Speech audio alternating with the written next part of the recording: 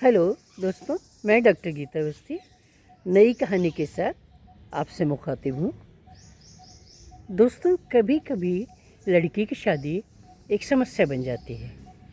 बात ये नहीं होती कि लड़का नहीं मिलता, बात ये होती है कि लड़की को लड़का पसंद नहीं आता। इसी तथ्य से जुड़ी हुई एक कहानी प्रस्तुत है, रॉन्ग नंबर। मैं व मेरे पति दोनों ही अपने माथे पर हाथ रखकर बैठे थे। सामने टेबल पर ढेरों फोटोज़ एवं लड़कों के बायोडेटाज पड़े हुए थे। बिटिया वनिता परेश का फोटो टेबल पर फेंक कर चली गई थी। तोते जैसी नाक है, 60,000 पाता है, कैसे चलेगा, बड़बड़ाती हुई गई थी वनिता। समझ में नहीं आता कैसे इसकी शादी होगी। अरे एमए पास करना कोई बहुत बड़ी बात तो नहीं, आजकल सभी पढ़ लिख लेते हैं, पर इसका मतलब ये तो नहीं कि हर लड़के को रिजेक्ट कर दो। 3 बेटियां हैं, कैसे नैया पार लगेगी। जब बड़ी ही नहीं शादी कर रही है तो बाकी 2 की शादी कैसे होगी। मैं वो वनिता के पापा मधु परेशान थे। मेरी बहन इतना अच्छा रिश्ता लेकर आई थी परेश का, अकेला लड़का, बाप अभी भी सर्विस में है, माँ एनजीओ चलाती है, वनिता को पूरी आज़ादी रहती। बहन माधुरी कह रही थी कि वनिता चाहे तो एनजीओ से जुड़ जाए या फिर कोई नौकरी कर ले, मगर वनिता को तो अच्छे खासे लड़के की तोते जैसी नाक नज़र आ रही थी। सच कहूँ तो मैं वो मधु दोनों ही परेशान हो गए हैं लड़के खोज खोज कर। 27 साल की हो गई है वनिता, कोई छोटी थोड़ी ही है। रिश्तेदार जब तब ताना मारते रहते हैं, कहते हैं कहाँ से लाओगे उसके सपनों का शहजादा। मधु की छोटी सी नौकरी है, 3 लड़कियां हैं, जैसे तैसे गृहस्थी चल रही है। कोई ज़मीन जायदाद है नहीं कि बेचकर आईएएस लड़का ले आए, और फिर आईएएस लड़का भी तो लड़की में कुछ चाहेगा। वनिता भी कौन सी कोहकाफ की परी है, थोड़ी सी गोरी ही तो है, बस नखरे ही करती रहती है। पिछले दिनों रुचि की शादी में मायके गई थी तो भाभी कह रही थी कि रुचि तो वनिता से साल भर छोटी ही है।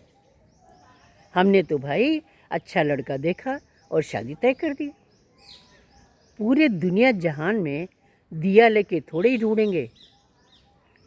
हमारी रुचि भी कोई कम पढ़ी लिखी थोड़े है, इंग्लिश लिटरेचर में एमए किया है। बस हमने इंजीनियर लड़का ढूंढा और उसने हाँ कह दिया।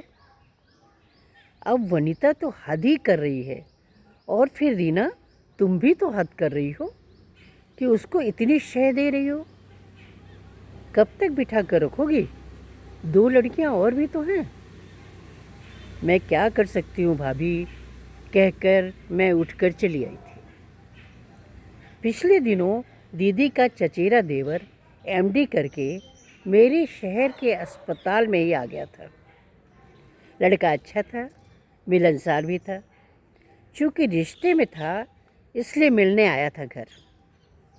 मैंने औपचारिकता बस व्यवस्था न होने तक हमारे घर में ही रुकने को कहा था।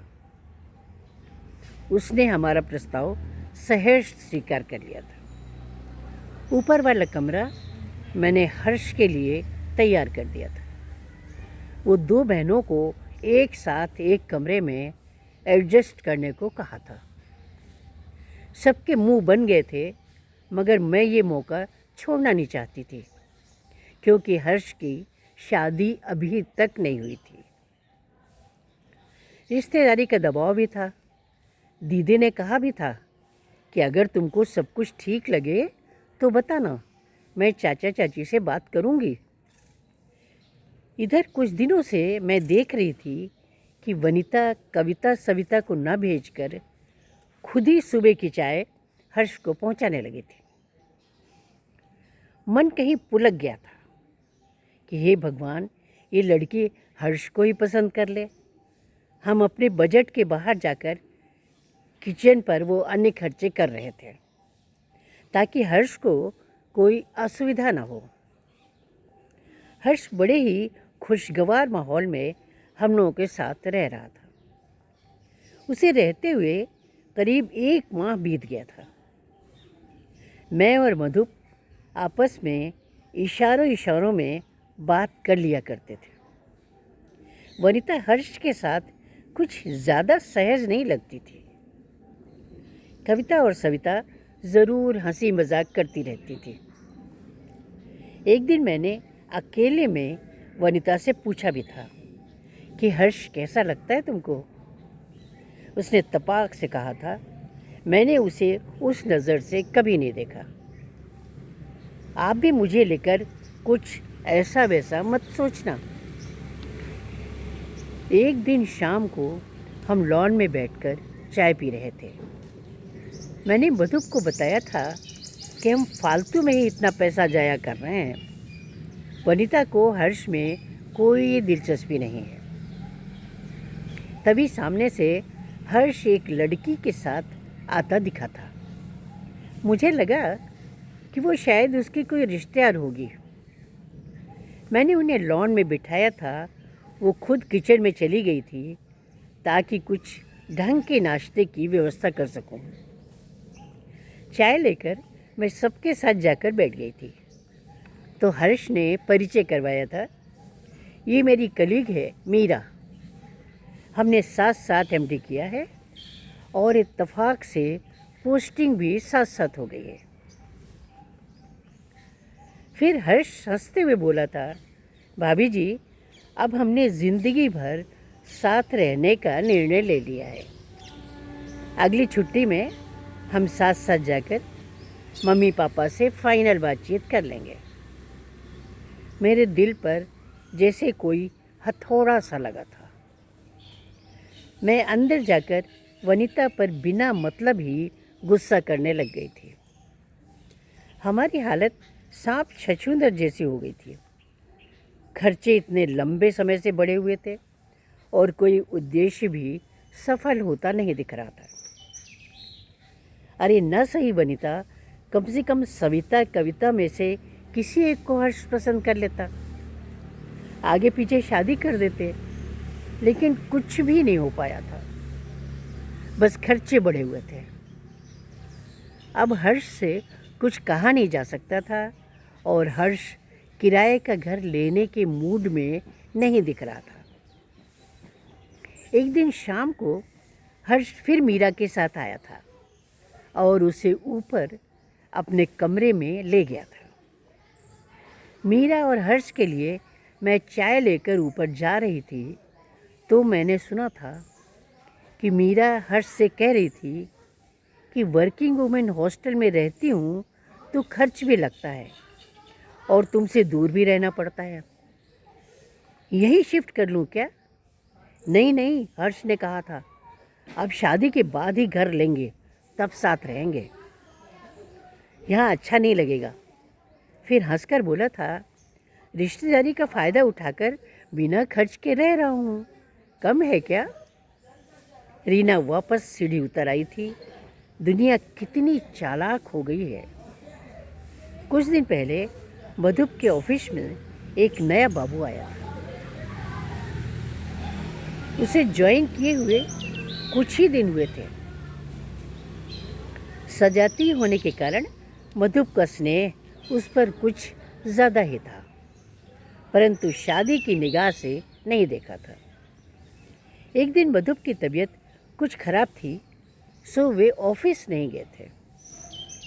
शाम को परेश बाबू उन्हें देखने घर आ गए थे। मुझे भी परेश बहुत अच्छा लगा था। उसके जाने के बाद मैंने मधुप से कहा था कि उसके बारे में जानकारी इकट्ठी करिए ना। वनिता न सही, कविता सविता के लिहाज से ही देख लेते हैं। मधुप ने बताया था कि उसकी शादी नहीं हुई थी। सामान्य से घर का बेटा है, 2 भाई 1 बहन है। बहन की शादी हो गई है, घर में थोड़ी बहुत खेती बाड़ी है। मैंने मधुप से सविता कविता की बात चलाने को कहा था। कुंडली मिलाई गई थी तो सविता की कुंडली मिल गई थी। सविता को कोई एतराज़ नहीं था और सविता को देखने के बाद परेश को भी कोई एतराज़ नहीं था। एक दिन परेश के अम्मा बाबू आकर सविता को देखकर पसंद भी कर गए थे। मैंने वनिता पर दबाव बनाया था कि उसके कारण बहनें नहीं बैठी रहेंगी, उनकी शादी तो करनी है। वनिता मानसिक तौर पर परेशान रहने लगी थी। एक शाम हम सब बैठे थे कि वनिता के मोबाइल की रिंग बजी थी। अननोन नंबर देखकर वनिता ने फ़ोन ऑफ कर दिया था। दूसरे दिन फिर उसी समय फ़ोन कॉल आई थी। वनिता ने फ़ोन उठाकर कहा था, नंबर चेक कर कीजिए, तब लगाया करिए, अनावश्यक तौर पर परेशान न किया करिए। तीसरे व चौथे दिन भी वही क्रम जारी रहा था। इस बार उधर से कोई बोल रहा था कि जब नियति हमें बार बार मिला रही है तो हम बात तो कर ही सकते हैं ना। फिर हर शाम वनिता फ़ोन पर बात करते हुए दिखने लगी थी। वनिता इधर कुछ दिनों से शाम को बाहर भी जाने लगी थी। उसका चेहरा देखकर ऐसा लगने लगा था कि उसके गालों पर प्यार की कलियां प्रस्फुटित होने लगी हैं, पर मैंने इस संबंध में कोई चर्चा नहीं की थी। एक दिन हम सब मिलकर पिक्चर देखने का प्रोग्राम बना रहे थे। परेश भी बैठा हुआ था। हम सब सविता और परेश की सगाई की बात भी करना चाहते थे। मूवी जाने की तैयारी कर ही रहे थे कि वनिता बाहर से आई थी। वनिता ने पूछा था, कुछ खास है क्या, कहीं जाने का मूड है क्या? हम लोगों ने बताया था कि मूवी जाने का मन है सबका। वनिता ने बताया था कि नीरज अपनी मम्मी पापा के साथ खाने पर आ रहा है, मैंने इनवाइट किया है। हम सब ने पूछा था कि नीरज कौन है? उसने मुस्कुराते हुए कहा था, रॉन्ग नंबर।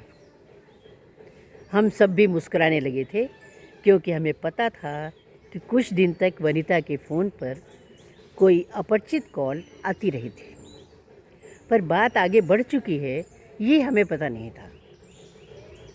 सच कहें तो हमें बड़ी खुशी हुई थी कि चलो वनिता किसी को तो पसंद करने लगी है। हम तो अपनी जाति से बाहर भी शादी करने को तैयार थे। हम मूवी की बात छोड़कर जल्दी जल्दी खाना बनाने में लग गए थे। वनिता ने कहा था, मम्मी कटहल के कोफ्ते ज़रूर बनाना, नीरज को बहुत पसंद है। मैं तो चुप रही थी, पर कविता ने मुस्कुरा कर कहा था, अरे वाह, हमें तो पता तक नहीं और आपको पसंद नापसंद भी पता चल गई। कम से कम हमें भी भनक तो लगने देती दीदी। और कविता गाने लगी थी, ना ना करते प्यार तुम्हीं से कर बैठे। वनिता मुस्कुराती रही थी। शाम को 7 बजे नीरज अपने मम्मी पापा के साथ आया था। हम सब भी नीरज को पहली बार देख रहे थे।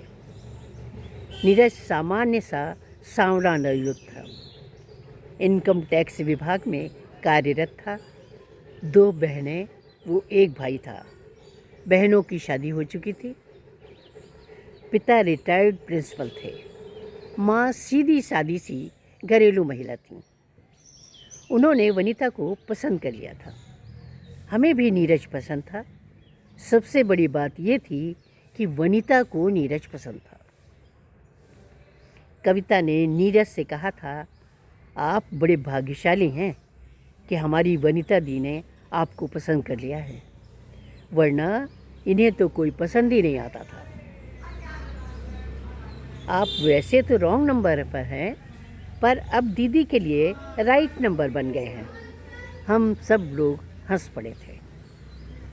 सब ने मिलकर तय किया था कि सविता व वनिता की सगाई एक साथ कर दी जाए और शादी में 1 सप्ताह का अंतर रखा जाए।